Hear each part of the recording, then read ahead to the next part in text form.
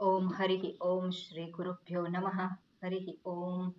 ओम सहनाववतु सहनौ पुनक्तु सह वीर्यं करवावहै तेजस्विनावधीतमस्तु मा विद्विषावहै।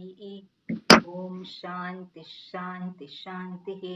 शंकरं शंकराचार्यं केशवं बादरायणं सूत्रभाष्यकृतौ वन्दे भगवन्तौ पुनः पुनः। ईश्वरो गुरुरात्मेति मूर्तिभेदविभागिने व्योमवद्व्याप्तदेहाय दक्षिणामूर्तये नमः।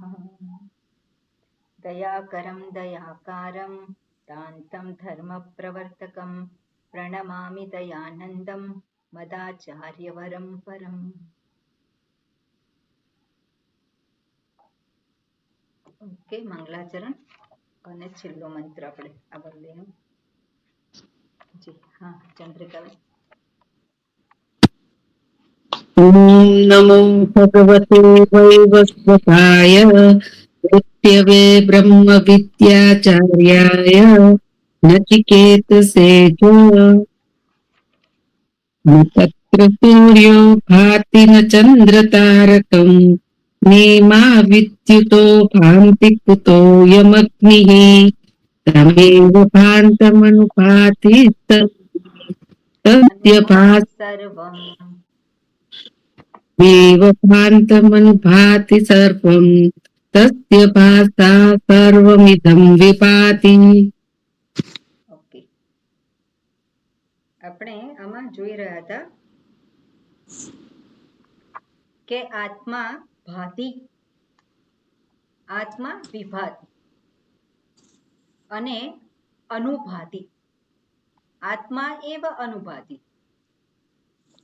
હવે ભાતિ એટલે શું છે?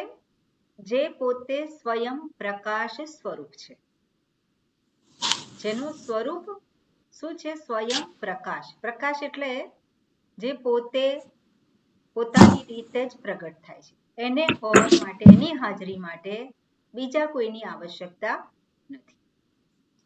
એને શું કહે? ભાતિ. અનુભાતિ જે છે આપણે જોયું, ચંદ્ર છે, સૂર્ય ભાતિ. ઉદાહરણમાં સૂર્ય ભાતિ, ચંદ્ર અનુભાતિ. સૂર્યના પ્રકાશની હાજરીને કારણે જ ચંદ્ર પ્રકાશિત થાય છે. એને શું કહેવાય? અનુભાતિ. હવે આપણે જોઈએ વિભાતિ. તો આત્મા એક જ એ છે કે જે ભાતિ, સ્વયં પ્રકાશિત છે. સૂર્ય એને સ્વયં પ્રકાશિત એક દ્રષ્ટિએ કહેવાય, ચંદ્રની દ્રષ્ટિએ સ્વયં પ્રકાશિત કહેવાય, જેનું પ્રકાશ સ્વરૂપ છે એવું કહીએ. પણ સૂર્યની હાજરી એ પોતે પ્રગટ કરે છે જગતના વિષયોને આધારે. પણ એ સૂર્ય પોતે પોતાની રીતે જ પ્રગટ થાય છે. એને એની હાજરી માટે કોઈકની આવશ્યકતા છે કે નથી? એની હાજરી માટે કોઈકની આવશ્યકતા છે કે નથી? કે નથી? છે. કોની આવશ્યકતા છે? કોની આવશ્યકતા છે? બ્રહ્મને કારણે, ચૈતન્ય સ્વરૂપને કારણે, ચૈતન્યની આવશ્યકતા છે. એ તો ચૈતન્ય સ્વરૂપ તો બધાને માટે છે. એ તો આ સ્વરૂપ છે. પણ જે મારી સમક્ષ સૂર્ય જે દેખાય છે એની હાજરી એ પણ કોઈકને કારણે જ, જેવી રીતે ચંદ્ર જે છે એની હાજરી સૂર્યને કારણે છે, એવી જ રીતે સૂર્યની હાજરી પણ કોઈકને કારણે છે. તે કોઈક એટલે કોણ છે? એ જ વસ્તુ અહીંયા દર્શાવેલી છે. કોણ છે કોઈક? એટલે આપણે જોયેલું હતું ગયા વખતે, ઈશ્વર બ્રહ્મ જે ગણાય છે, અધિષ્ઠાન સ્વરૂપ જે છે, આના માટે છે ને ઉદાહરણ, અધિષ્ઠાન સ્વરૂપ ચૈતન્ય. બરોબર, આના માટે ઉદાહરણ આપ્યું. કૃષ્ણ ભગવાન જ્યારે એટલે નાના હતા અને ત્યારે એમણે કંઈક વસ્તુની માગણી કરી. એટલે એમણે કહ્યું કે અંધારું થાય એટલે હું તને આપીશ. એટલે કૃષ્ણ ભગવાને શું કર્યું? આંખો બંધ કરી દીધી. તો અંધારું થઈ ગયું કે નહીં? આંખો બંધ કરી તો શું અજવાળું છે ખરું? તો અજવાળાની હાજરી કોની ઉપર આધારિત છે? ઉપર આધારિત. હા, આત્મા સ્વરૂપ હોની ઉપર આધારિત. કે મેં અહીંયા વાર્તા જે વાત કહી એને આધારે કહેવાનું હોય. બધું જ આત્મા ઉપર છે. સીધું તમે આત્મા ઉપર ચૈતન્ય તો સ્વરૂપ. પછી કશું કહેવાનું જ નથી રહેતું. ના, ઉપાધિ રૂપે આંખની બંધ કરી એટલે એવું થયું. નીકળ તો બહાર તો પ્રકાશ તો છે જ, પણ ઉપાધિ રૂપે આલંબન લીધું આંખ બંધ કરવાનું એટલે અંધારું એટલે અંદર પોતાને લાગે. સૂર્યની હાજરી છે કે નહીં એને માટે શું હોવું જરૂરી છે? આપણી દ્રષ્ટિ હોવી ચક્ષુરેન્દ્રિય. ચક્ષુરેન્દ્રિય ના હોય તો સૂર્યની હાજરી કે ગેરહાજરી ખબર પડે? પેલા આંધળા માણસ સૂર્ય આંધળા માણસ માટે સૂર્ય છે ખરો? સૂર્ય નથી. એટલે સૂર્યની હાજરી શેની ઉપર આધાર રાખે છે? ચક્ષુરેન્દ્રિય પર. ચક્ષુરેન્દ્રિયની સ્થિતિ, એની હાજરી કોની ઉપર આધાર રાખે છે? મારા મન પર. મન ઉપર આધાર રાખે છે. મને ખબર છે આ ચક્ષુરેન્દ્રિયથી દેખાય છે કે નથી દેખાતું, અને ચશ્માની જરૂર છે કે નથી જરૂર, એ આંખ પોતે કે છે? આંખ પોતે નથી કહેતી, પણ આંખના દ્વારા જે ડેટા જાય છે એની સ્થિતિનું જે ભાન થાય છે, એ સ્થિતિનું ભાન કોને થાય છે? એ અંતઃકરણમાં, મનમાં થાય છે. એટલે મનને ખબર પડે છે ચક્ષુરેન્દ્રિયની સ્થિતિ. એટલે ચક્ષુરેન્દ્રિયની હાજરી માટે કોની આવશ્યકતા છે? મનની આવશ્યકતા છે. મનની હાજરી માટે કોની આવશ્યકતા છે? મનમાં ઉઠતી વૃત્તિઓ કોને ખબર છે? અત્યારે મને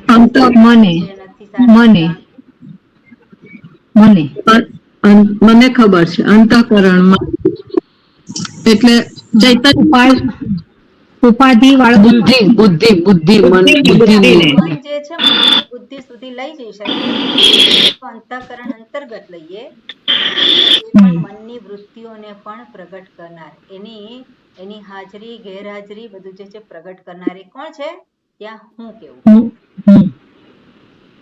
બરોબર?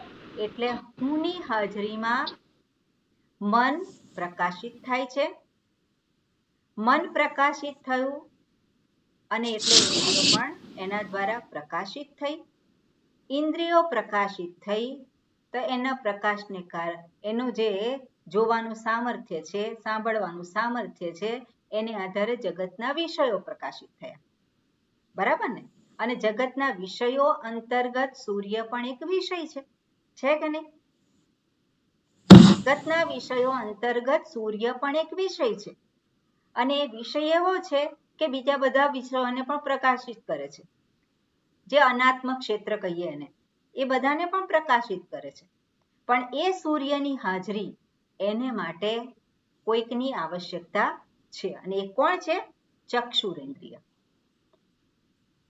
એટલે હું અહમ જે છે ભાતિ. ક્યારે ભાતિ? અહમ ભાતિ. ક્યારે? હું જોઈ શકું ત્યારે. હું જોઈ શકું ત્યારે હું છું. હું નથી સમજી શકશું. ના, સોરી. નથી. એટલે હું જે છે ભાતિ એટલે ક્યારે? ભાતિ એટલે ક્યારે? હું પ્રકાશે છે. ચૈતન્ય સ્વરૂપ હું હોય ત્યારે. એટલે ચૈતન્ય સ્વરૂપ હું હોય ત્યારે હું પ્રકાશિત થઉં. ચૈતન્ય સ્વરૂપ હું ના હોય ત્યારે હું પ્રકાશિત ના થઉં. એવું? હું તો છે જ કાયમ માટે. એટલે હું ચૈતન્ય સ્વરૂપે બે જુદા છે? ના. હું ચૈતન્ય સ્વરૂપ છું. હું જ પ્રકાશ સ્વરૂપ છું. ખરું કે નહીં?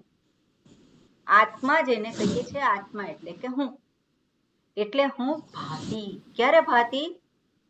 સદા ભાતી, સ્વયં ભાતી. ભાતી શબ્દનો અર્થ શું છે? હંમેશા જે છે જ, જેની હાજરી કોઈની ઉપર આધારિત નથી. એટલે અહમ ભાતી, અને જે કંઈ બીજું કંઈ છે એની હાજરીમાં અનુભાતી. બરાબર, અનુભાતી, બધું એની હાજરીમાં અનુભાતી. આ બીજો એ શબ્દ પ્રયોગ કરે છે વિભાતી. તો વિભાતી એટલે શું? તો અહમ ભાતી અને એની જ હાજરીમાં હું જ અભિવ્યક્ત થઈ રહ્યો છું. જેને અનુભાતી કહીએ છે એ રૂપે હું જ છું. ચૈતન્ય સ્વરૂપ હું જ અનેક રૂપે અભિવ્યક્ત થયેલ છે.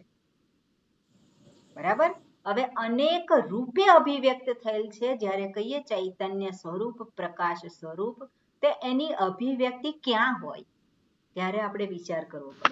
ક્યાં અભિવ્યક્તિ હોઈ શકે? સર્વત્ર.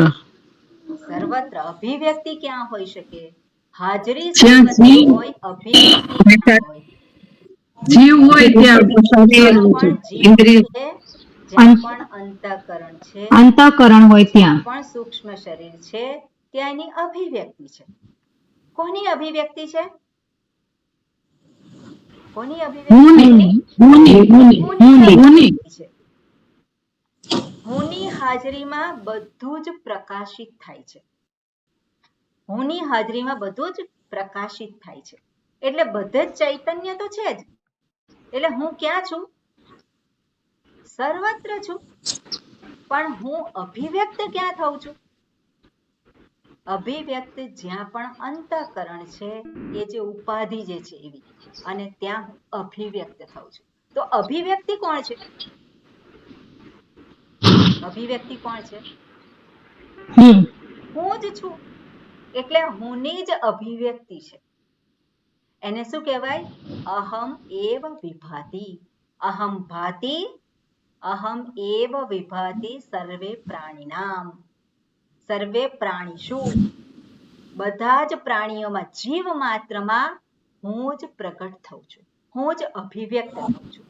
જેવી રીતે સૂર્ય એ બધા જેટલા અરીસાઓ હોય એટલામાં શું છે? અભિવ્યક્ત થાય છે. પણ સૂર્યની હાજરી સર્વત્ર છે. એની હાજરી સર્વત્ર હોવા છતાં પણ એની અભિવ્યક્તિ સર્વત્ર નથી. બરાબર ને? એની હાજરી, સૂર્યની હાજરી સર્વત્ર હોવા છતાં પણ એની અભિવ્યક્તિ સર્વત્ર નથી. એ જ રીતે હુંની હાજરી સર્વત્ર હોવા છતાં પણ એની અભિવ્યક્તિ સર્વત્ર નથી. ક્યાં છે અભિવ્યક્તિ?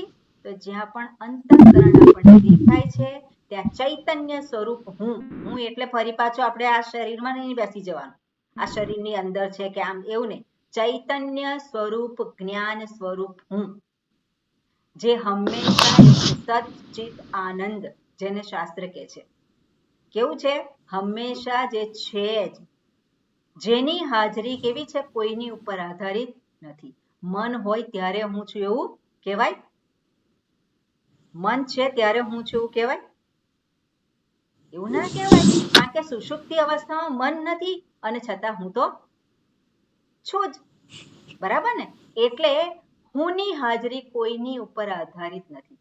પણ હુંની અભિવ્યક્તિ જે છે એ ક્યાં છે? જ્યાં જીવ છે ત્યાં, જ્યાં ચેતન સ્વરૂપની અભિવ્યક્તિ ત્યાં છે.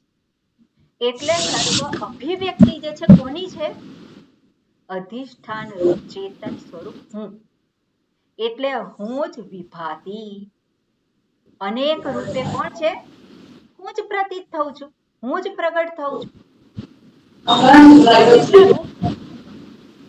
ગોપાલભાઈ, આપનું માઇક બંધ કરવાનું. અનેક. હુંના કેટલા રૂપ છે? અનેક રૂપ છે. એટલે હું ક્યાંથી પ્રગટ થાય છે?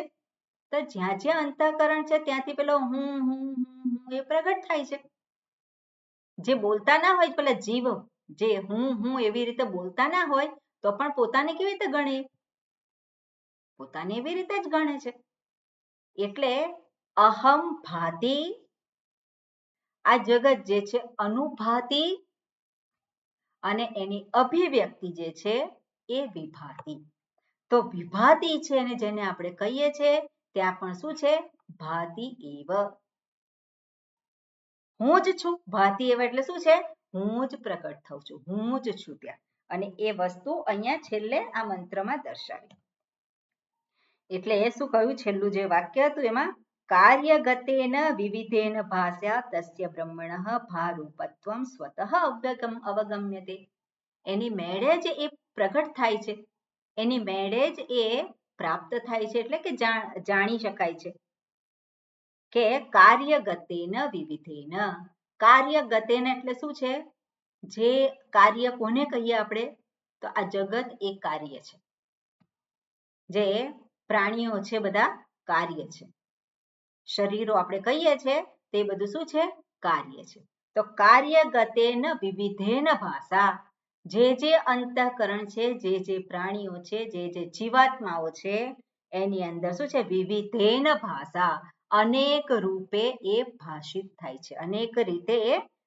પ્રગટ થાય છે અને એ કોણ છે તસ્ય બ્રહ્મણઃ એ જ આત્મા એ જ બ્રહ્મ એ જ પરિપૂર્ણ છે એની જ એ ભારૂપત્વમ સ્વતઃ અવગમ્યતે એ જે ભારૂપત્વમ સર્વ પ્રાણીમાં શું છે સ્વતઃ અવગમ્યતે સ્વતઃ અવગમ્યતે એટલે શું છે હું રૂપે સર્વમાં એ પ્રગટ થાય છે કે નહીં જે હું જે છે એ સર્વમાં સ્વતઃ પ્રગટ થાય છે ત્યાં એને કોઈને કહેવું પડતું નથી એને માટે એટલા માટે એને કહેવાય કે એ જે છે વિભાતિ ઓકે આગળ પછી એમાં આર્ગ્યુમેન્ટ કરે છે નહીં સ્વતઃ અવિદ્યમાનમ ભાસન અન્યસ્ય આર્ગ્યુમેન્ટ નથી પણ વિશેષ વાત કરે છે નહીં સ્વતઃ વિદ્યમાનમ ભાસનમ અન્યસ્ય કર્તુમ શક્યમ નહીં સ્વતઃ અવિદ્યમાનમ ભાસનમ નહીં સ્વતઃ એટલે પોતાનામાં જો અવિદ્યમાનમ ભાસનમ પોતાનામાં જ એ જો ભાસનમ પ્રકાશ ચૈતન્ય ન હોય તો એ બીજાને અન્યસ્ય ભાસનમ કર્તુમ અશક્યમ પોતાનું જ જો સ્વરૂપ ના હોય પ્રકાશ સ્વરૂપ તો એ બીજાને પ્રકાશિત કરી શકે નહીં સૂર્ય જો પ્રકાશ સ્વરૂપ ન હોય તો એ ચંદ્રને પ્રકાશિત કરી શકે નહીં એટલે સૂર્યનું પ્રકાશત્વમ એ કેવું છે એનું પોતાનું છે પણ આપણે જોયું એની મર્યાદા છે ઉદાહરણની આપણે જ્યારે પણ ઉદાહરણ જોઈએ તો ઉદાહરણને ટોટલી ગ્રહણ ના કરવાનું એ જે દર્શાવવા માંગતા હોય એટલા ભાગને જ એને ગ્રહણ કરવાનું એટલે હું જે છે હું કેવો છે હું તો હંમેશા ચૈતન્ય સ્વરૂપ છું જ્ઞાન સ્વરૂપ છું પ્રકાશ સ્વરૂપ છું અને એ સર્વમાં એ પ્રગટ થાય છે અને જો હું ચૈતન્ય સ્વરૂપ ના હોઉં તો એ ઉપાધિ રૂપ જે છે અંતઃકરણ એમાં એ ચેતનતા પ્રગટ થઈ શકે અને ચેતનતા પ્રગટ ના થઈ શકે તો એ જે અંતઃકરણ એ જે ઉપાધિ છે એ પણ બીજાને પણ પ્રકાશિત કરી શકે નહીં બરાબર બીજાની હાજરીને પણ પ્રકાશિત ના કરી શકે કેવી રીતે દાખલા તરીકે ચૈતન્ય સ્વરૂપ સર્વત્ર છે અને છતાં પણ અંતઃકરણમાં એ પ્રતિબિંબિત થાય છે અંતઃકરણ કેવું બને છે ચેતનવાન બને છે અને એ ચેતનવાન બની અને ઇન્દ્રિયોને સામર્થ્ય આપે છે અને ઇન્દ્રિયો આ વિષયોને ગ્રહણ કરી શકે છે તો ઇન્દ્રિયોમાં જે ચૈતન્ય છે ઇન્દ્રિયમાં જે સામર્થ્ય આવ્યું બીજાને પ્રકાશિત કરવાનું એટલે રૂપને ગ્રહણ કરવાનું શબ્દને ગ્રહણ કરવાનું તો ચેતનતા વગર સંભવિત છે ખરું એ ચેતનતા વગર સંભવિત નથી એ ચેતનત્વ ક્યાંથી આવ્યું તો એ ચેતનત્વ એ જે આવ્યું છે એ ચૈતન્ય સ્વરૂપને આધારે આવ્યું છે બરોબર એટલે જ્યાં હું ચેતન સ્વરૂપ ના હોઉં તો બીજાને હું પ્રગટ કરી શકું નહીં હું ચેતનતા આપી શકું નહીં અને એ વસ્તુ અહીંયા દર્શાવી છે અને એના માટે ઉદાહરણ આપ્યું ઘટાદીનામ અન્યાવભાસકત્વ અદર્શનાત. જેવી રીતે ઘટ વગેરે બીજાને પ્રકાશિત કરી શકતા નથી. ઘટ જે છે કેવું છે? એ ચેતન છે કે જડ છે? તો એ ચેતન છે કે જડ છે? તો જ્યાં પણ જડતા હોય તો એ બીજાને પ્રકાશિત કરી શકે નહીં. એટલે ઘટાદીનામ અન્ય અવભાસકત્વ અદર્શનાત. એટલા માટે જ એને જડ કહીએ છીએ આપણે. જડ અને ચેતનના વિભાગ કેવી રીતે છે? તો ચેતન જે છે એ બીજાને પ્રકાશિત કરી શકે છે. ઓકે, ભારૂપાણામ ચ આદિત્યાદીનામ તદ્દર્શનાત. ભારૂપાણામ જેમાં પ્રકાશ જે છે પ્રકાશ રૂપ એવા આદિત્ય વગેરે. તો આદિત્ય વગેરે શું છે? અહીંયા દર્શાવ્યું ન તત્ર સૂર્યો ભાતિ ન ચંદ્ર તારકમ. તો આદિત્ય વગેરે એટલે શું છે? સૂર્ય, ચંદ્ર, તારા, નક્ષત્ર, અગ્નિ આ બધા જે છે એ બધામાં ભારૂપત્વ પ્રકાશ રૂપ છે. તો એ આપણને જોવા મળે છે. કેમ જોવા મળે છે? કારણ કે એની અંદર એ પ્રકાશ રૂપતા પ્રાપ્ત થયેલી છે. પણ એ પ્રકાશ રૂપતા પ્રાપ્ત થયેલી છે અને બીજાને પણ પ્રકાશિત કરવાને સમર્થ છે. કેમ પ્રકાશિત કરવાને સમર્થ છે? કારણ કે કોઈકની હાજરીને કારણે એ પણ પ્રકાશ રૂપ બને છે અને એ પોતે પ્રકાશ રૂપ બની અને બીજાને પણ એ પ્રકાશિત કરી શકે છે. પણ એ પ્રકાશ રૂપતા એની જે છે એની પોતાની નથી. જ્યારે ચૈતન્ય સ્વરૂપ હું એકમાત્ર એ છે કે જેનું ચૈતન્ય સ્વરૂપ જે પ્રકાશ સ્વરૂપ એ કેવું છે? એનું પોતાનું છે. એટલા માટે સ્વરૂપ કહીએ છીએ. બાકી બીજું બધું જ જે છે કેવું છે? બીજું બધું જ ચેતનતા એને પ્રાપ્ત થયેલી છે એ એની પોતાની નથી. એટલે આ વસ્તુને અહીંયા દર્શાવી છે. ઓકે, એટલે આ જે છે વલ્લી અહીંયા પૂરી થાય છે અને હવે છેલ્લી વલ્લી છે. અને છેલ્લી વલ્લીનું આગળનું જે વાક્ય છે વાંચીએ આપણે. બરોબર. હા, જય વિંધાબેન. તુલાવધારણેન એવ મૂલાવધારણેન એવ મૂલાવધારણમ વૃક્ષસ્ય યથા ક્રિયતે લોકે. યથા ક્રિયતે લોકે. ઓકે, અહીંયા ક્રિયતે લોકે યથા છે ને? હા, એ રીતે છે. સંસાર કાર્ય વૃક્ષ અવધારણેન એવં સંસાર કાર્ય વૃક્ષ અવધારણેન તન્મૂલસ્ય બ્રહ્મણઃ સ્વરૂપ અવધિધાર ઈશયા સ્વરૂપ ઈશય સ્વરૂપ અવધિધાર ઈશયા યમ ષષ્ઠી વલ્લી આરભ્યતે. યમ ષષ્ઠી વલ્લી આરભ્યતે. ઓકે, યમ ષષ્ઠી વલ્લી આરભ્યતે. તો આપણે સુધીમાં 5 વલ્લી જોઈ. હવે આ છઠ્ઠી વલ્લી છે, છેલ્લી વલ્લી. અને વલ્લી શબ્દનો આપણે અર્થ શરૂઆતમાં જોયેલો હતો. વલ્લી એટલે આપણે અહીંયા જોઈ શકીએ વલ્લી શબ્દનો ખરેખર અર્થ થાય લતા. જે આપણે જે ઉપર ચડતી હોય લતા એને કહેવાય વલ્લી. પણ અહીંયા વલ્લી જે છે ચેપ્ટર ને કહ્યું છે. એટલે વેલ કહેવાય, વેલ પણ કહેવાય. વેલ આપણે જે કહેતા હોય વેલ એને વલ્લી કહેવાય. પણ અહીંયા જુદા જુદા શબ્દોનો અહીંયા એને દર્શાવ્યા હોય. ઓકે, બરોબર. હવે અહીંયા શું કહે છે? યમ ષષ્ઠી વલ્લી આરભ્યતે. તો આ છઠ્ઠી વલ્લીનો આરંભ કરવામાં આવે છે. આરભ્યતે અને શેને માટે? બ્રહ્મણઃ સ્વરૂપ અવધિધાર ઈશયા. બ્રહ્મના સ્વરૂપનું નિર્ધારણ કરવાની ઈચ્છાને આધારે ઈચ્છાથી. હવે અવધિધાર ઈશયા અવ ઉપસર્ગ છે અને દીધાર દીધાર ઈશયા, તો દીધાર ઈશા, દીધાર ઈશા. અને દીધાર ધ્રુ ધાતુ, ધ્રુ ધાતુ સન પ્રત્યય, ધ્રુ ધાતુને સન પ્રત્યય લાગ્યો દીધાર ઈશા, અને એને ટાપ પ્રત્યય લગાવ્યો દીધાર ઈશ. અને પછી અંગ પ્રત્યય લાગે સ્ત્રીયામ, જે તીન પ્રત્યય અંતર્ગત આવે છે સ્ત્રીયામ તીન, એ જે આપણે જોયું હતું એની અંદર અંગ પ્રત્યય આવે અને પછી ટાપ પ્રત્યય લાગે એટલે અવદીધાર ઈશયા, એટલે ધારણ કરવાની ઈચ્છાથી. બ્રહ્મણઃ સ્વરૂપ, બ્રહ્મના સ્વરૂપને ધારણ કરવાની ઈચ્છાથી.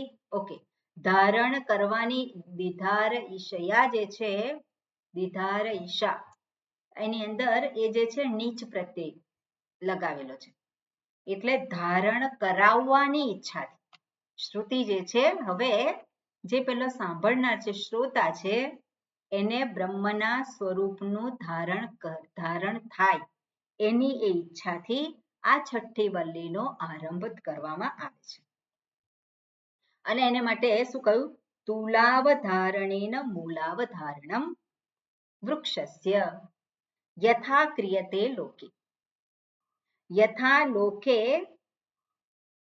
લોકે ક્રિયતે, જેવું આ લોકમાં કરવામાં આવે છે. શું કરવામાં આવે છે? અવધારણમ, અવધારણમ એટલે નિશ્ચય, જેવી રીતે આ લોકમાં નિશ્ચય કરવામાં આવે છે. અને કયો નિશ્ચય કરવામાં આવે છે? કે તુલાવધારણેન મૂલાવધારણમ. હવે તુલાવધારણેન, તુલાવધારણેન એટલે શું છે? તુલ, તુલ એટલે શું કહેવાય કે જે પ્રગટ થયેલ છે. પ્રમાણ, પ્રમાણ ના ના ના ના ના, તુલા એટલે અહીંયા જે આપણે જોઈએ એને આધારે આપણે જોઈએ. તુલાવધારણેન એટલે શું છે? જે પ્રગટ થયેલ છે એને આધારે એના કારણનો નિશ્ચય. જે કંઈ પ્રગટ થયેલ છે એને આધારે એના કારણનો નિશ્ચય લોકમાં કરવામાં આવે છે. હવે તુલાવધારણ જે શબ્દ જે છે એ સ્પેસિફિક વસ્તુ માટે દર્શાવે છે. હવે મૂલાવધારણ જે છે શબ્દ છે, તો મૂળ એટલે શું છે? મૂળ. અને મૂળ કોનું? તો સામાન્ય રીતે આપણને શું દેખાય છે? શેનું મૂળ જોઈએ આપણે? વૃક્ષ. એટલે વૃક્ષનું મૂળ જે છે એનો નિશ્ચય કરવામાં આવે. શેને આધારે નિશ્ચય કરવામાં આવે? જે સામે દેખાય છે. શું દેખાય છે? થડ દેખાય છે, ડાળીઓ દેખાય છે, પાંદડા દેખાય છે, ફળ દેખાય છે, બધું દેખાય છે કે નહીં? તો એ બધું જે આપણને દેખાય છે તો એ કેવી રીતે હોય? એનું મૂળ જે છે હોય કે ના હોય? વૃક્ષ હોય તો વૃક્ષનું મૂળ હોય કે ના હોય? વગરનું વૃક્ષ હોય એવું હોય ખરું? ના હોય, એવું ના હોય. દેખાય છે શું? મૂળ દેખાય છે, પાંદડા, ડાળીઓ, મૂળ વગર બધું દેખાય શકે નહીં. એટલે તુલાવધારણમ. હવે તુલાવધારણ જે છે, તુલા એ શબ્દ જે છે એમાં ડિક્શનરીમાં જોઈએ આપણે તો ઝાડ જે છે એમાં શાલ્મલીનું ઝાડ. હવે કયું ઝાડ ખબર નહીં, શાલ્મલી એટલે. પણ બીજું એવું પણ કહેવાય છે કે જે કપાસનો છોડ હોય. હા, એ જ તે હું કપાસ જ કહેતો હતો. બરોબર. શાલ્મલી એટલે કપાસ. જા, બરોબર. એટલે આ તુલા આપણે છોડ જોઈએ કપાસનો, અને એ કપાસનો છોડ જે આપણે જોઈએ એમાં કોટન કે બધું જે ગમે તે છોડ લઈ શકીએ કે ઝાડ લઈ શકીએ, તો એ દેખાય છે શું આપણને બહાર? તેનું થડ ને ડાળીઓ ને બધું દેખાય છે, પણ એના મૂળનો નિશ્ચય આપણે કરી શકાય કે ના કરી શકાય? એના મૂળનો કરી શકાય, કરીએ. એટલે અહીંયા કે છે જેવી રીતે લોકમાં એટલે જગતમાં નિશ્ચય કરે છે. શેનો નિશ્ચય કરે છે? કે ઝાડને જોઈને, એના પાંદડા, ડાળી, થડ જોઈને એના મૂળનો નિશ્ચય કરવામાં આવે છે. એટલે કાર્યને જોઈને કારણનો નિશ્ચય કરવામાં આવે છે. એવમ સંસાર કાર્ય વૃક્ષાવધારણેન, એ જ રીતે સંસાર રૂપી જે કાર્ય જે છે એ કાર્યરૂપ સંસાર રૂપી વૃક્ષ, સંસાર જે છે જગત, અને જગત જે છે એને વૃક્ષ સાથે સરખાવ્યું છે અહીંયા. તો સંસાર જે છે કાર્યરૂપ, આ જગત જે કાર્ય છે એ જે છે એનો એ શું છે? દેખાય છે. તો કાર્ય વૃક્ષાવધારણીન, તે વૃક્ષને જોઈ અને એનું કારણ જે છે એનો નિશ્ચય કરાવવા માટે, એટલે વૃક્ષાવધારણીન તન્મૂલસ્ય બ્રહ્મણઃ સ્વરૂપ, તેનું તન્મૂલ બ્રહ્મણઃ, તો એનું મૂળ શું છે? તો મૂળ જે છે બ્રહ્મ, મૂળ છે આત્મા. એટલે આત્મા કારણ છે અને અનાત્મા એ શું છે? કાર્ય છે. પરમાત્મા એ કારણ છે, જગત એ શું છે? કાર્ય છે. તો જે કંઈ કાર્ય છે એ કાર્યને આધારે કારણનો નિશ્ચય થાય, એને માટે એવી ઈચ્છાથી, એટલે એ ધારણ કરાવવાની ઈચ્છાથી આ છઠ્ઠી વલ્લીનો આરંભ થાય છે. ઓકે, બરોબર. આપણે એમાં જોઈ શકીએ કે કારણ જે છે એ હંમેશા કેવું હોય? ઉત્કૃષ્ટ હોય. કારણ હંમેશા ઉત્કૃષ્ટ હોય. કારણ જે છે એના સંદર્ભમાં કારણ અને કાર્ય, એના સંદર્ભમાં થોડીક વસ્તુ આપણે જોઈ શકીએ કે કારણ હંમેશા ઉત્કૃષ્ટ હોય, કાર્ય કેવું હોય? નિકૃષ્ટ હોય. કારણ એક હોય, કાર્ય કેવા હોય? અનેક હોય. કારણનો વિસ્તાર કેવો હોય? વધારે હોય કે ઓછો હોય? તો કારણ જે છે એમાં ગુણ વધારે હોય કે ઓછા હોય? બરાબર. એટલે એ બધાને આધારે નિશ્ચય કરવામાં આવે. એક કે અનેક, વ્યાપકતા એની કેટલી છે, સૂક્ષ્મતા એની કેટલી છે, એને આધારે નિશ્ચય કરવામાં આવે કે એ ઉત્કૃષ્ટ છે કે નિકૃષ્ટ છે. જેવી રીતે આપણે જોવા જઈએ કે આકાશ અને આકાશનું કાર્ય જે છે વાયુ છે. તો આકાશને ઉત્કૃષ્ટ કહેવાય કે વાયુને ઉત્કૃષ્ટ કહેવાય? તો આકાશને આપણે શું કહીએ? એ ઉત્કૃષ્ટ છે, કારણ કે આકાશ જે છે એ સર્વવ્યાપક છે અને વાયુ જે છે આકાશમાં છે. તો એ કેવું થયું? આકાશની દ્રષ્ટિએ અલ્પ વ્યાપક થયું. એટલે કારણ જે હંમેશા કેવું હોય? એની વ્યાપકતા વધારે હોય. અને એમાં ગુણ કેટલા હોય? આકાશમાં કેટલા ગુણ છે અને વાયુમાં કેટલા ગુણ છે? આકાશમાં કયો ગુણ છે? તત્વબુદ્ધિ. બધાને સમાવી લેવાનો. શબ્દ, આકાશનો કયો ગુણ છે? શબ્દ. વાયુમાં કયો ગુણ છે? સ્પર્શ, સ્પર્શ અને સ્પર્શ અને ગંધ. રૂપ પણ દેખાય. આ ગંધ થાય. રૂપ તો દેખાતું નથી. ગંધ. વાયુને ગંધ દેખાય ના. એટલા માટે અમારે વિચાર કરવો છે, મારે સોરી, રસ. કે તત્વબોધ જે છે દરેક ક્લાસ વખતે હું પૂછીશ. તત્વબોધની એક વ્યાખ્યા છે, બધા મોડે કરે તો થોડુંક વધારે સારી રીતે સમજી શકાય. આ વસ્તુ છે બેઝિક છે. બેઝિક ક્લિયર હોય તો બીજું આગળ છે ફટાફટ આપણે જોઈ શકીએ, એટલે આપણને દેખાય. પણ બેઝિક ક્લિયર ના હોય તો પછી થોડુંક અઘરું પડે, એટલે નિશ્ચય ના થઈ શકે. જો બેઝિક ક્લિયર ના હોય તો આપણે પોતે નિશ્ચય ના કરી શકીએ. સાચી વાત છે. એટલે આપણે જોઈએ કે આકાશનો એનો પોતાનો એક શબ્દ છે અને એમાંથી જ વાયુની ઉત્પત્તિ થઈ છે. વાયુનો એના પોતાનો ગુણ કયો છે? સ્પર્શ છે. સ્પર્શ છે અને આકાશ પણ એમાં આવે છે, એટલે શબ્દ અને સ્પર્શ. અગ્નિ જે છે એ અગ્નિ એના પછી છે, તો અગ્નિનો પોતાનો ભાવ છે રૂપ. રૂપ છે એમાં સ્પર્શ છે, શબ્દ અને સ્પર્શ. બરાબર. એટલે કાર્યમાં જે છે ગુણો વધારે હોય, કારણ જે છે એમાં ગુણો ઓછા હોય. કાર્ય જે છે એની વ્યાપકતા ઓછી હોય, કારણની વ્યાપકતા વધારે. એટલે આ બધા જે છે કાર્ય અને કારણનો નિશ્ચય કરવા માટેના પોઈન્ટ છે. હવે અહીંયા જે દર્શાવે છે શું છે કે કારણ હંમેશા ઉત્કૃષ્ટ હોય. બરોબર. હવે બરોબર એક જ મિનિટ.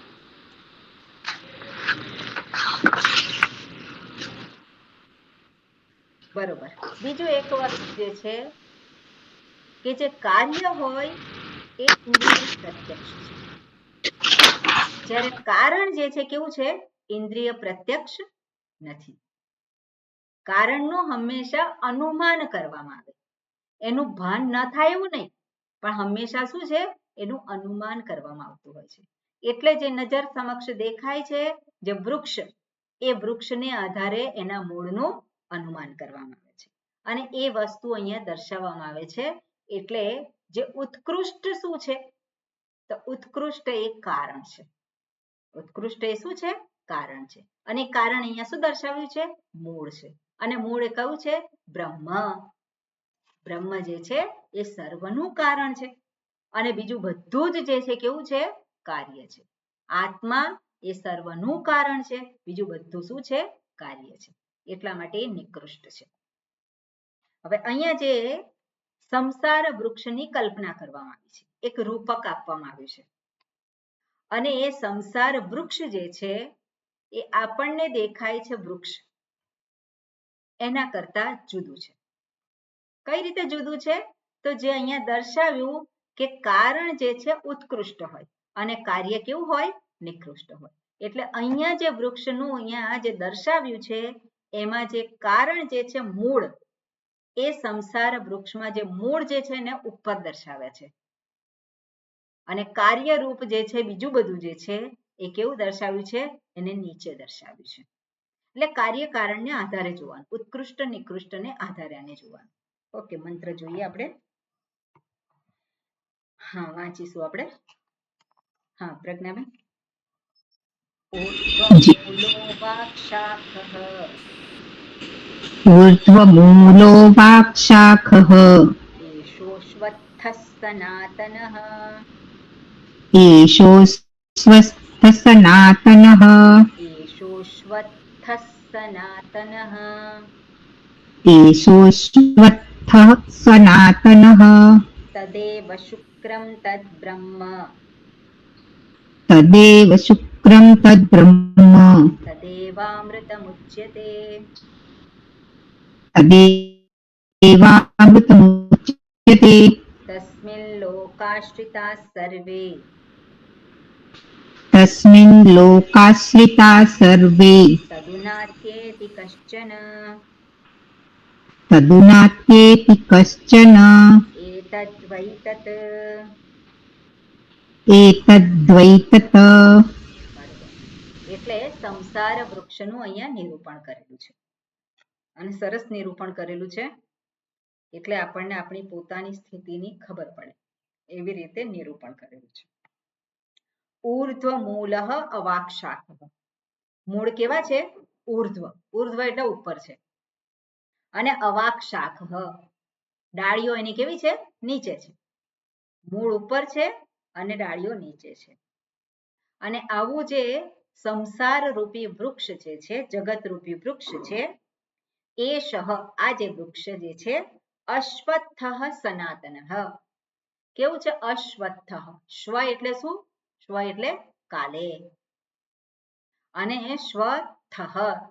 શ્વત્થ શબ્દ શું કેવી રીતે બન્યો, શ્વ અને પછી સ્થિતઃ, સ્થા ધાતુ સ્થઃ, પણ શ્વ અને પછી સ્થઃ, તો સ્થા ધાતુનો સકારનો તકાર થયો. ઉદસ્થા સ્તંભો પૂર્વસ્ય, જે સૂત્ર જે છે 8-4, પાણીની સૂત્ર જે છે 8મા અધ્યાયનું 4થા પાદનું છેલ્લું પેજ, ત્યાં તમે એ સૂત્ર જોશો. 62 નંબરનું કે 63 નંબરનું સૂત્ર છે. અને એમાં ઉત્પૂર્વક જે સ્થા ધાતુ છે તો સકારનો તકાર થઈ જાય. એટલે શું કે છે?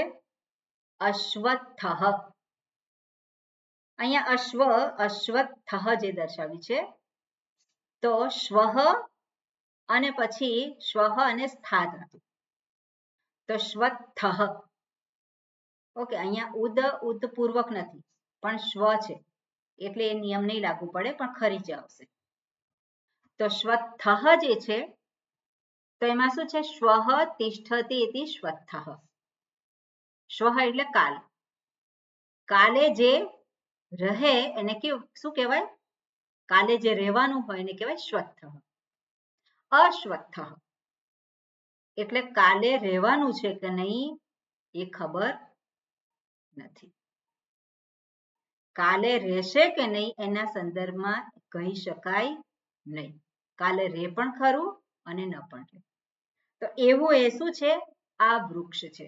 એટલે આ વૃક્ષની ક્વોલિટી દર્શાવે, આ વૃક્ષનો ગુણ દર્શાવ્યો. આ જે સંસાર રૂપી વૃક્ષ છે કેવું છે? અશ્વત્થઃ. સનાતનઃ. હવે સનાતનઃ કયું છે? જ્યાં સુધી સ્વરૂપને ઓળખવામાં ન આવે ત્યાં સુધી સંસાર કેવો છે? નિત્ય છે, સનાતન છે. સનાતન એટલે શું છે? ચાલ્યા જ કરે, એનો અંત આવે નહીં. કેમ? કારણ કે અજ્ઞાનને કારણે ઊભો થયેલો છે. તો અજ્ઞાનને કારણે જો ઊભું થયેલું હોય એનો જ્ઞાન દ્વારા જ નાશ થાય. એટલે જ્યાં સુધી જ્ઞાન પ્રાપ્તિ ન થાય ત્યાં સુધી સંસાર રૂપી વૃક્ષ, બંધન રૂપી જે છે સંસાર, એનો નાશ થઈ શકે નહીં. એટલે એને શું કહેવાય? સનાતનઃ. આ વસ્તુ સમજાય કે સમજાવવી પડશે? બરાબર છે કુસુમબેન? એટલે આ કેવું છે? સનાતન છે. ક્યાં સુધી ચાલુ રહેવાનું છે સંસાર રૂપી વૃક્ષ? જ્યાં સુધી સ્વરૂપનું ભાન ન થાય ત્યાં સુધી. શું કહેવાય? સનાતનઃ. એષઃ અશ્વત્થઃ સનાતનઃ. એટલા માટે એને એવું પણ કહેવાય પ્રવાહ નિત્યત્વ. પ્રવાહ નિત્યત્વ અને આત્યંતિક નિત્યત્વ બે શબ્દ છે. આત્યંતિક નિત્યત્વ એટલે શું છે? જે હંમેશા હોય જ, ક્યારેય પણ એ ન હોય એવું થઈ શકે નહીં. પણ સંસાર રૂપી વૃક્ષ છે કેવું છે? પ્રવાહ નિત્યત્વ છે.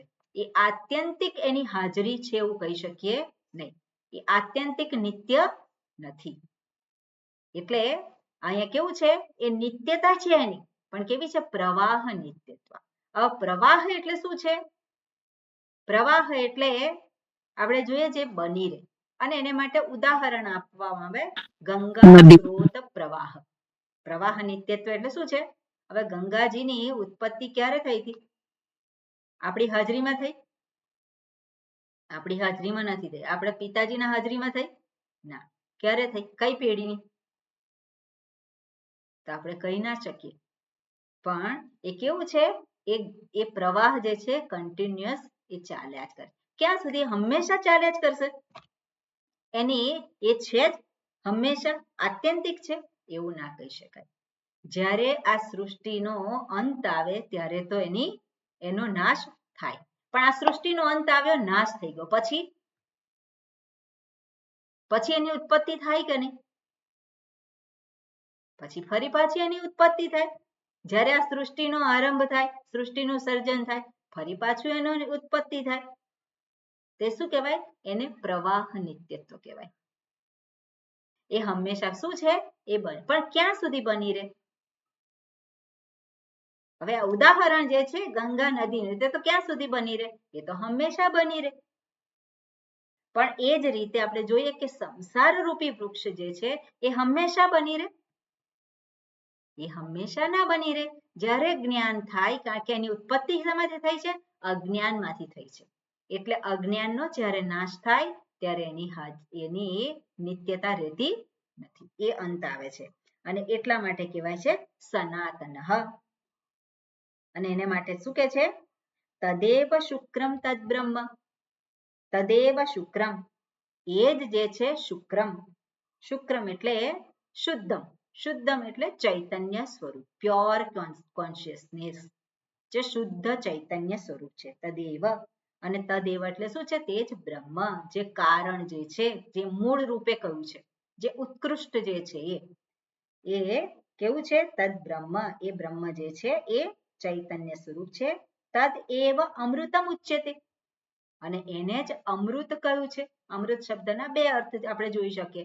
અમૃત એટલે મધ જેવું મીઠું આપણે કહેતા હોય ત્યારે અમૃત કહેતા હોય, અમૃત જેવું. કોઈ કે આપણને કે અમૃત જેવું મીઠું છે, તો અમૃત ચાખેલું છે આપણે, તો આપણે કહેવાય.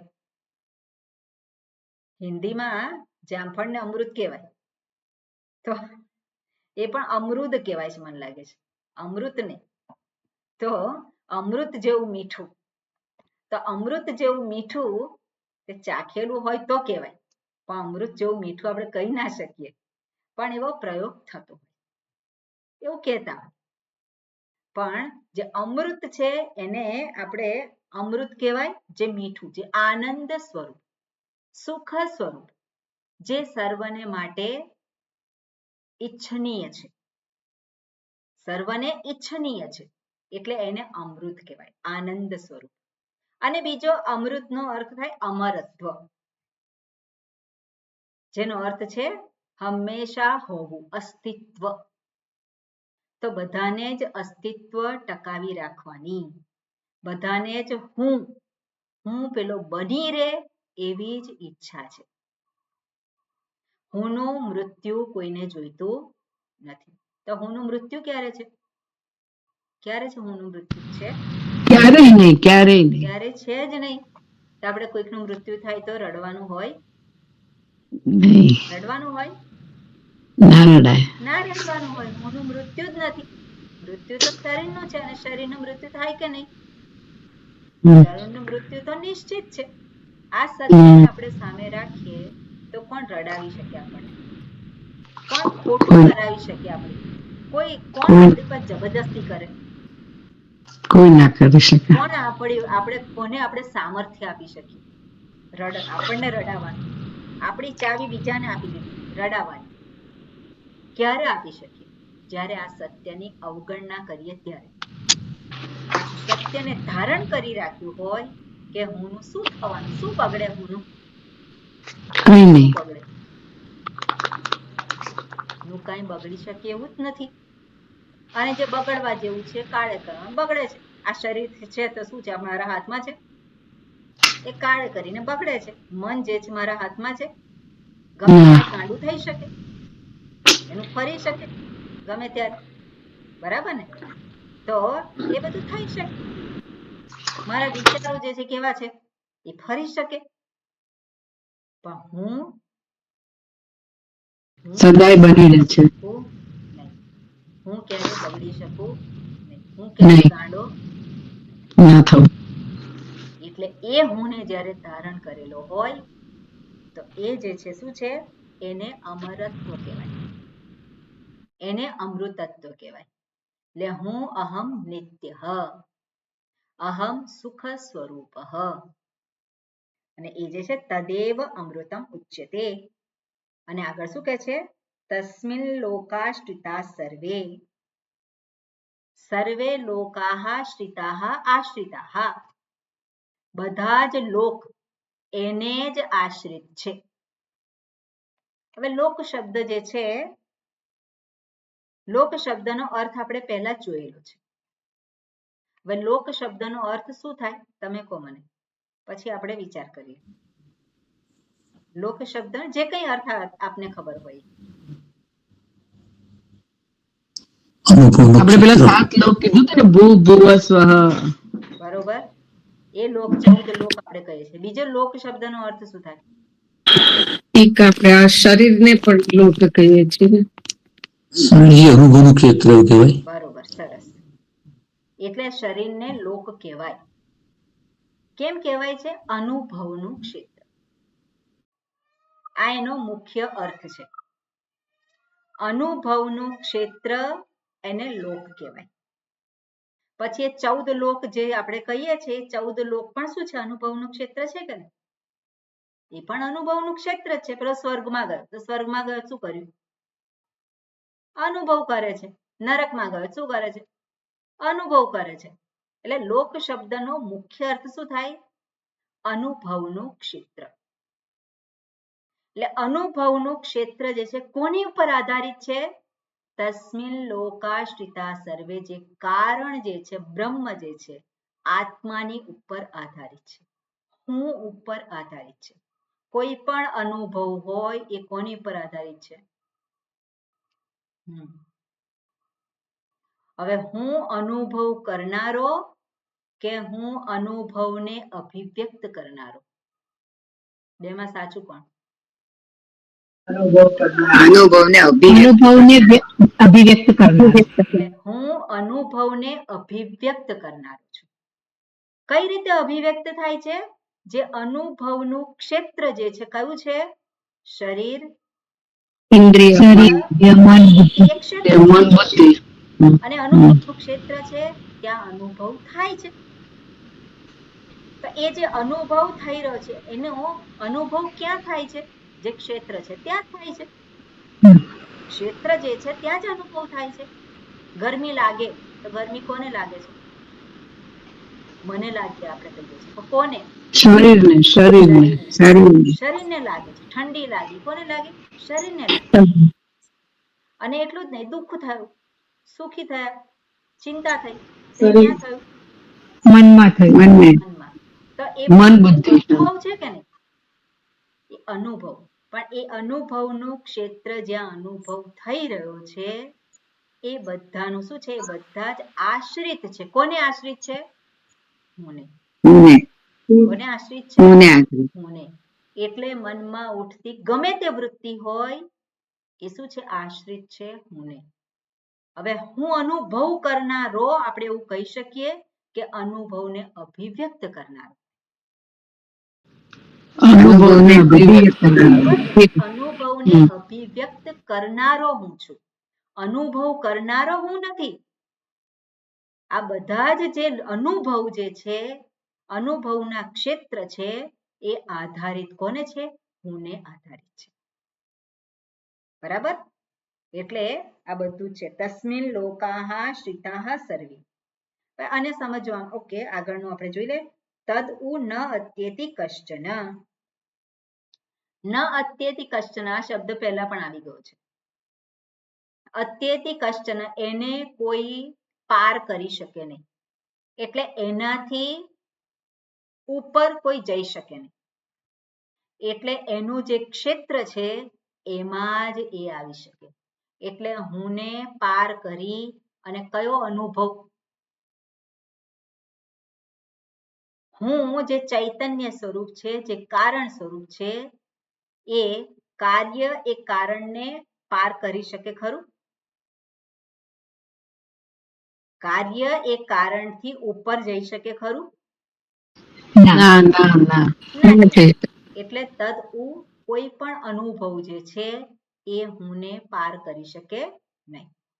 હું છું તો અનુભવ છે. એટલા માટે કે તદ ઉ ન અત્યેતિ કશ્ચન. એટલું જ નહીં, એનાથી જુદું છે ખરું? જે અનુભવ જે છે એ એનાથી જુદો છે? હુંથી જુદો છે અનુભવ? ના. તો હું અનુભવ છું? એવું ના, હું અનુભવ નથી. એટલે અનુભવ જે છે એ હુંથી જુદો કહેવાય નહીં. અને અનુભવ એ હું કહેવાય નહીં. એટલે હું છું તો અનુભવ છે. બરાબર? એટલે હુંની હાજરીમાં અનુભવ થાય છે. અનુભવને પ્રગટ થાય છે. એ અનુભવ જે છે, હું કારણ છું અને બધા જ અનુભવો કાર્ય છે, અભિવ્યક્તિ છે. આપણે એને વધારે સારા શબ્દોમાં શું કહેવાય? હું જ અભિવ્યક્ત થઉં છું અનેક અનુભવો રૂપે. એટલે જ્યાં અનુભવો છે ત્યાં હું તો છું જ. પણ અનુભવો છે એટલે હું છું એવું કહેવાય નહીં. એટલે અનુભવો હુંથી જુદા નથી. બરોબર? આ પ્રમાણે અહીંયા કહેલું છે. એટલા માટે કહે એતદ્વૈ તત. અને આ જ એ સત્ય છે. એતદ્વૈ તત તસ્મિન લોકાહ શ્રિતા સર્વે. એમાં થોડુંક આપણે વિશેષ જોવાનું છે, એ આવતીકાલે જોઈશું. ઓકે, રાખીએ. ઓમ પૂર્ણમદ પૂર્ણમિદં પૂર્ણાત પૂર્ણમુદચ્યતે પૂર્ણસ્ય પૂર્ણમાદાય પૂર્ણમેવાવશિષ્યતે. ઓમ શાંતિ શાંતિ શાંતિ. ઓમ ગુરુભ્યો નમઃ. હરિ ઓમ. હરિ ઓમ. તમે જે